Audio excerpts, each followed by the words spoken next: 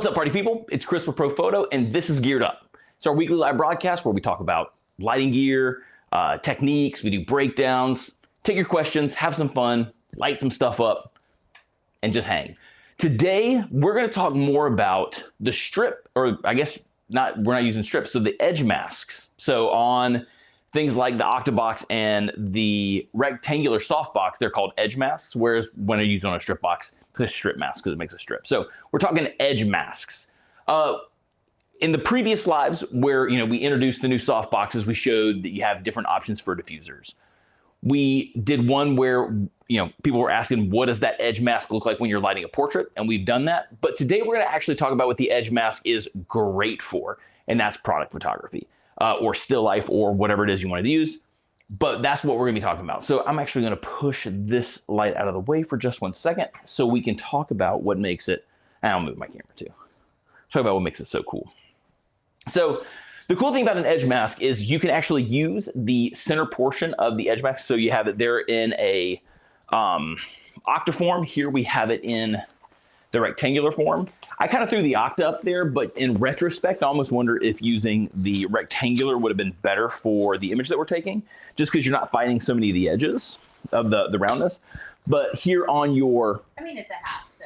It's a hat, yeah. But what in my mind, because it's kind of sweeping this way, it might have been a little bit simpler. Something a little bit bigger. Yeah, it might have been a little simpler in something like this. But again, you're able to place your subject right into the center of the edge mask, and what that advantage is going to give you is with one light, you're able to give a fantastic rim light 360 degrees all the way around your product. If it's a product that is being suspended like this hat or a shoe or something like that, where you can actually get the light around.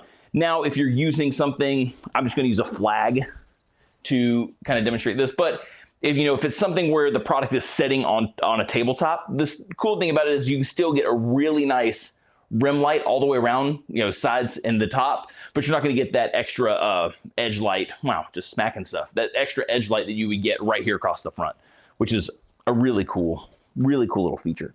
But again, the idea behind the edge mask was always product photography. Now, that doesn't mean that you can't use it in other ways. I think that's what makes photography so cool, is that you can learn the rules and then you break the rules, right? That's why some of the most iconic images are around.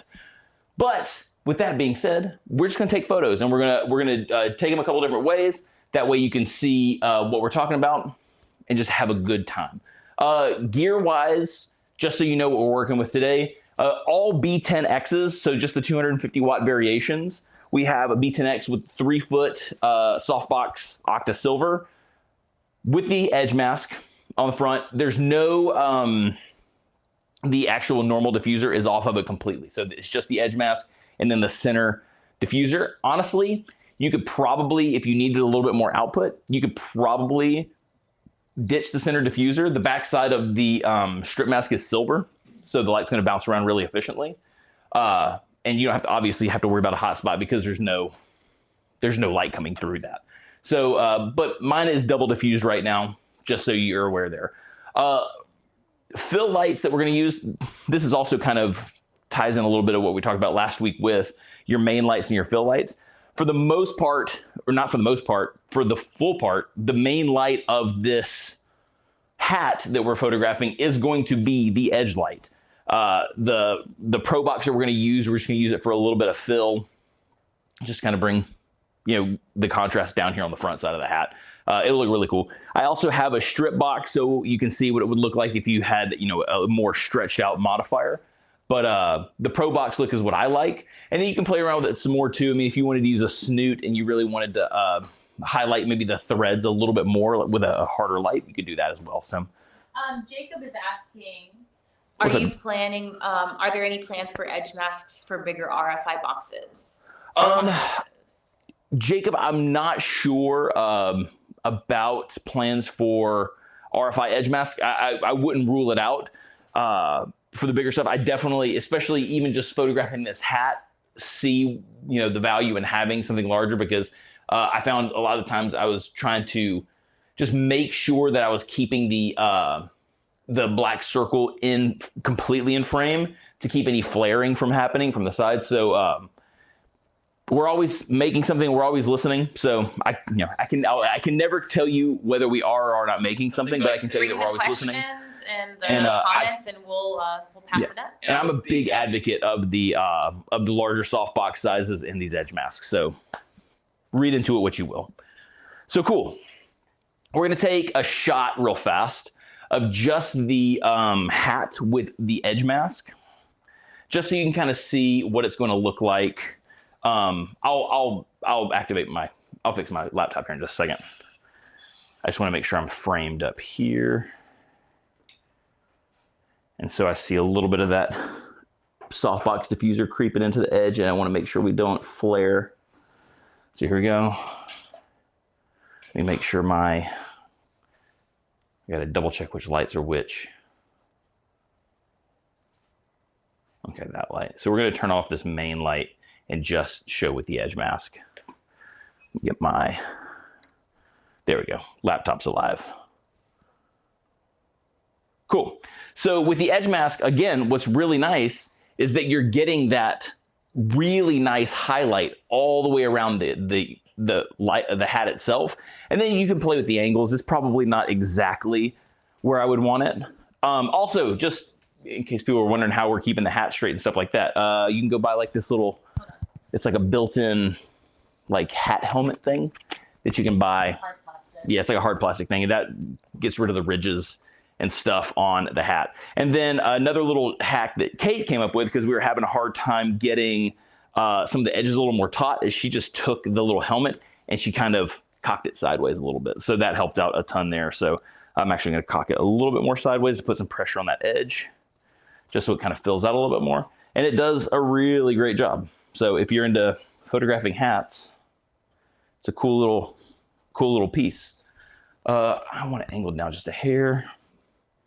We just want to kind of get it set the way that we want, and then we're going to start playing around with the fill light.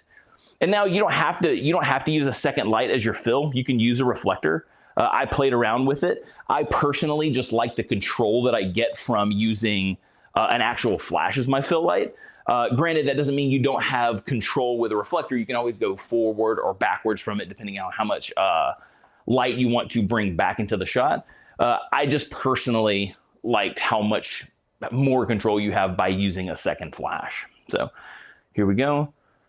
Try not to count down the hat to make sure that it doesn't blink for the shot. So I think, for me at least, that composition on the hat, I like it a lot. So kind of the edge of the S is just slightly in the shot. But if you look around the whole hat, even though that stand is there, so even though the stand is hitting or is in the shot, the nice thing is that the light's coming from so many different directions with the edge mask. One of the things that makes it maybe not as awesome for portraits, but again, break the rules. Maybe you have a reason behind doing that.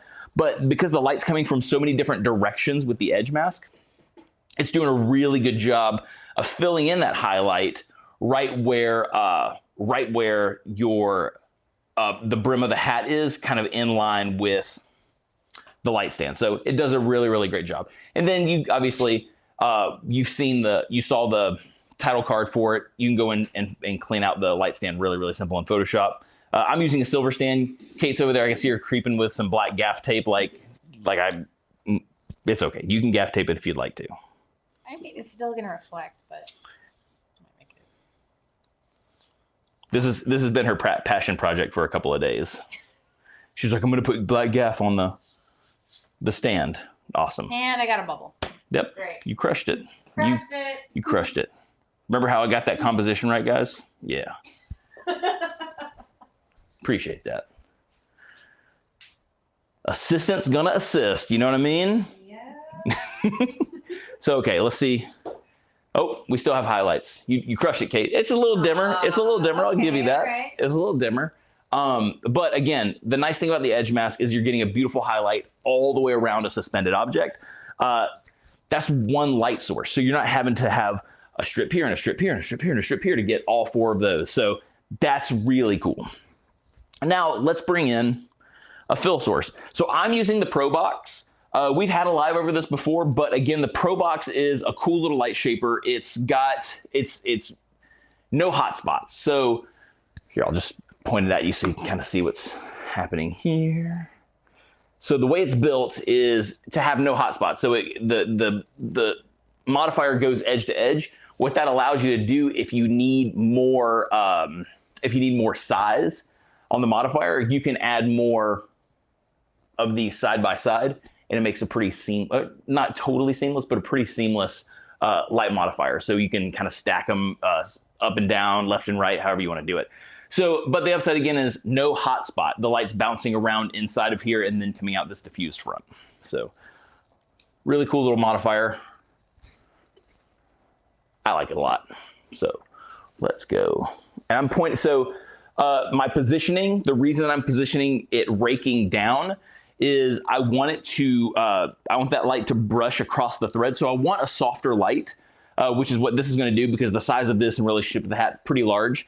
But because I'm raking the light downwards as opposed to forwards, I'm going to get some detail in those threads that I really want. So, and then I'm just going to make sure that it's as close as possible without being in the shot. It is in the shot.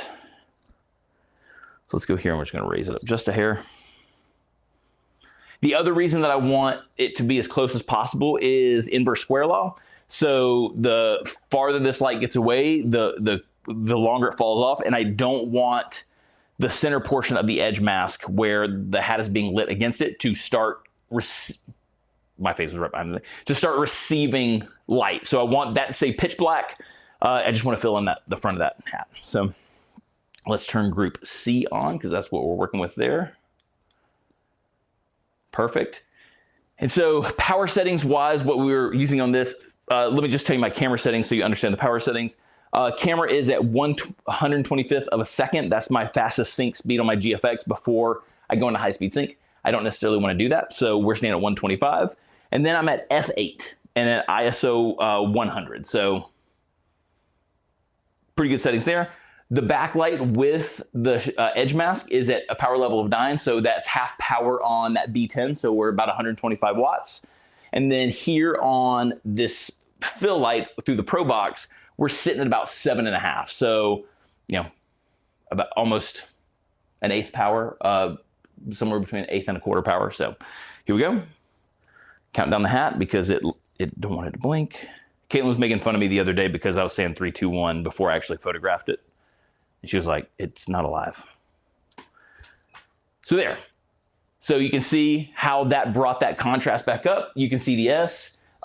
There's no shadow loss here. Or there's no information loss here in the shadows.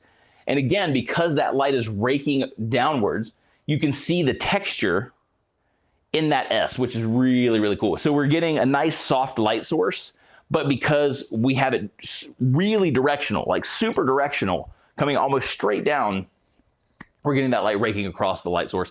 And then if you look at the background,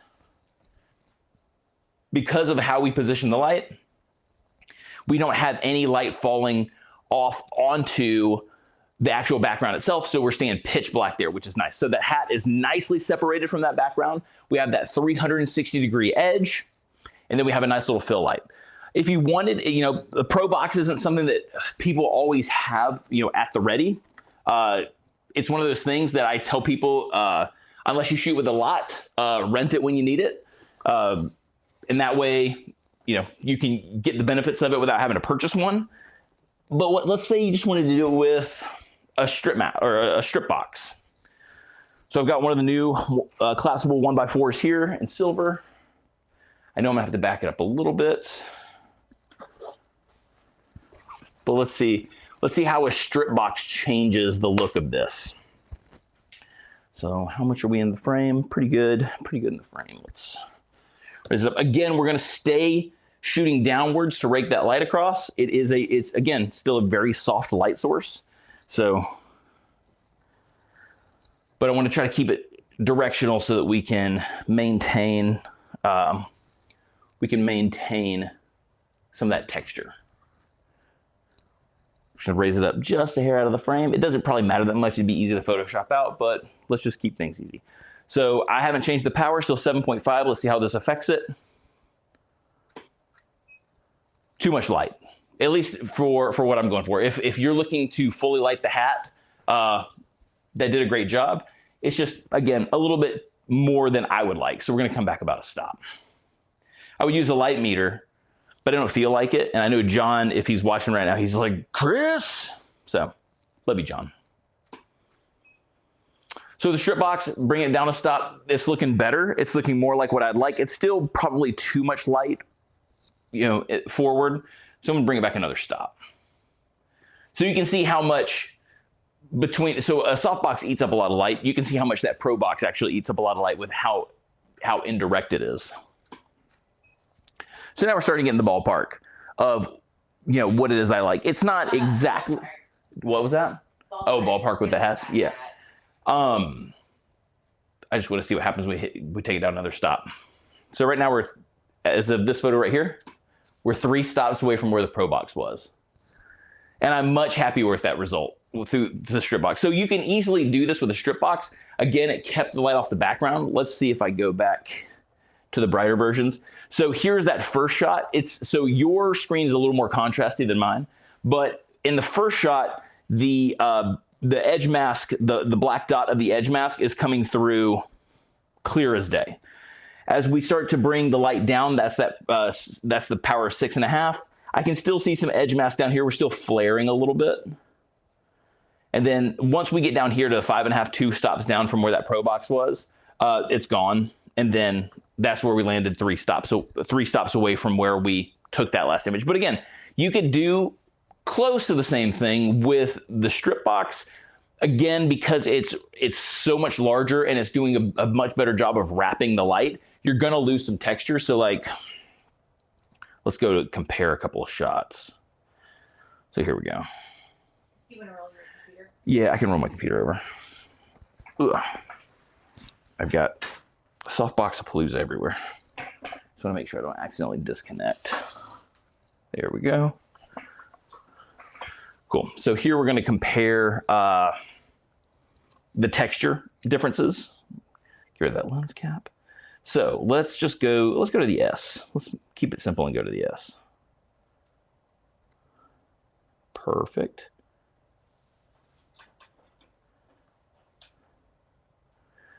So there is a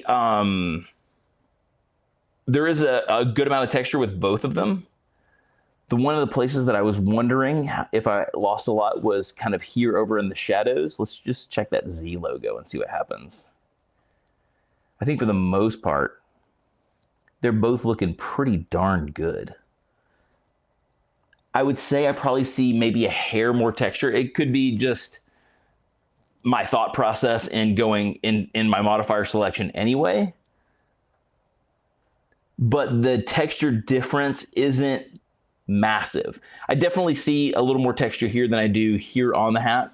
But I mean, you can get darn close to the same results with a strip box as opposed to going with something like a Pro box. So again, I chose the Pro box because of its size in comparison. But the strip box looks really good. We have a nice, again, highlight all the way around the hat. We're shooting at f8, but with my macro lens, this is easily going to start falling out of focus, which it has. But again, like I said, because that light is coming from a lot of different directions, we're still getting the highlight, even though you have the light stand right there holding the hat up. So again, this would be really easy to clean out real fast, and then you still have that nice highlight right on the edge of the hat. Beautiful stuff. I'm a big fan. Any questions from anybody? I think we're good. Cool. Again, it's not a heavy thing to think about, but it's something kind of cool to see, what this edge mask, the power of this edge mask really is. Really fun stuff to shoot on. I've played around with it a lot, and I really, really like it. I do think bigger sizes would be a good move, just because, even with something as simple as a baseball cap, depending on how I'm set or depending on the composition of the hat, I found myself trying to, not necessarily struggling, but having to really make sure I paid attention to the edges of the edge mask to keep the light from flaring too much. And honestly, if I look right here at the bottom corners, I did flare a little. So there's a little bit of a flare right here and a little bit of a flare right here. The upside is it's not really affecting the image. So I could clean that up pretty easily in post-production. But the results of the light are still really cool that you can get something. Again, you could potentially get a shot like this with one light and a reflector. So one light, edge mask, reflector to the front, and you can do some really cool stuff. I'm almost wondering if I should just do a reflector really fast to see if we can do the same thing. Someone said black velvet under the cup. Oh yeah, so I can do under the what? Cup. So we can do. I have a flag that we'll set up there in just a second, and we'll set the hat on there, and you can see the difference there. I just wanted to see what we could do with a reflector really fast, just because I'm talking a big game with a reflector. But let's see what we're working with. This one I'm probably going to need you for, Kate. Okay. Cool. So we're going to roll this out of the way. It is off, so it's not going to affect the image. This is the silver white medium, so we can play with either something a little more high output or something a little smoother. I think we're going to start smooth, and if we need to add it in, we can. So here we go, Kate. She's adjusting. Killing me, Smalls. Cool. All right. So we're gonna hold this up in the air.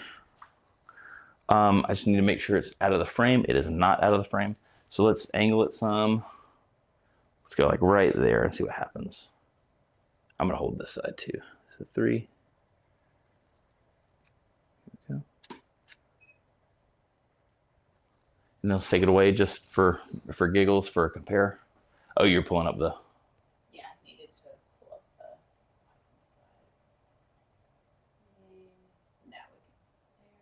Perfect. Oh, all right. So I'm just gonna take one really fast without, just so you can see it change. So that's without the reflector. So again, you could do it with one light and something as simple as a reflector, and we use the white side. So you could use a white card. If you want a little more output, you could go with the silver side.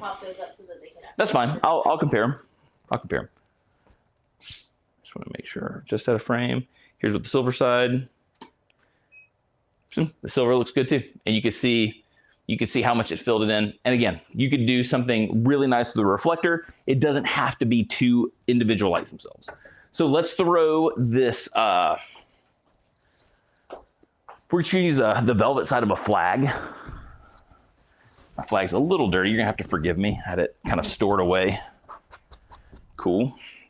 All right. This was the flag was a last minute thought right before we went live, and my f-stop on my camera, F8. So we're rolling F8 on the camera. Let's see if I had a grip head. We're gonna hand hold. I'll hold it.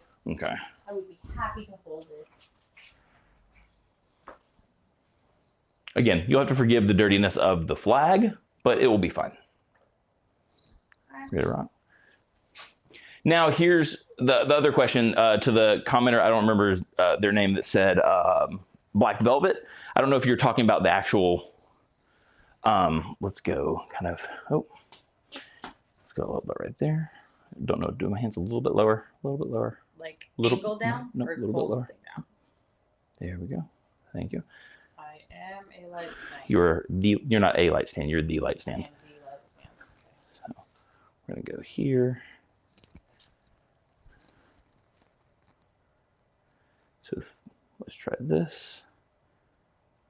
This is just the highlight, which looks pretty good. And then let's just bring this back in because we can. It's fine. Yeah, you're definitely very movie. There we go. Hold that. Why can't you just stand still while you're holding? Sorry. While you're holding things in an awkward position. So beautiful. Here, we can take that down now. Thank you, Kate. Awesome. So, though you're not getting the 360-degree wrap, and granted, I could have brightened it up a little bit more, and the screen for you is more contrasty than it is for me, but it does a good job. You're still getting a nice highlight all the way around the edges. It is way more contrasty there than it is here. I want to see if I can. Yeah. It's the switcher really loves contrast. I was able to do a little bit. I was able to save it a little bit. That's all right. We'll post something up later. Yeah. But again, a really beautiful highlight all the way around. And then we were able to get that fill light in there real good. Again, we're going to lose that edge mat, or we're going to lose this bottom edge down here, but it still looks pretty dynamite, even though this is filling in. So again, you can, if you need to set your product down on a table, the nice thing is you can still get a nice, fully surround edge, at least from the sides and the top. But if you can suspend the product also, you can get that 360-degree edge light, which is really cool. So I think that's it, though. Yeah, I think that's it. Do we have any other questions? Any other questions before I sign off? Again, it's not a super heavy idea, but it's just fun to see it in motion. And that's what today was all about, is putting the edge mask the way that it was kind of meant to be, which is utilized with a product shot. We haven't had to put it over there, but to be utilized with a product and have that be your 360-degree edge light, which is pretty nice. So we're good, though? Again, it's super simple, so I didn't expect a ton of questions today. That being said, I hope you have an awesome rest of your week. If you have any questions, if there's anything that you want to see in particular for us to cover, talk about, let me know. You can DM us. You can shoot us a message here. You can hit us up at Profoto on all the socials, Instagram, Facebook, all that stuff. Message us. Let us know if there's anything you want to see in particular, and we'll do it. In the meantime, have an awesome rest of your week. Peace out, everybody.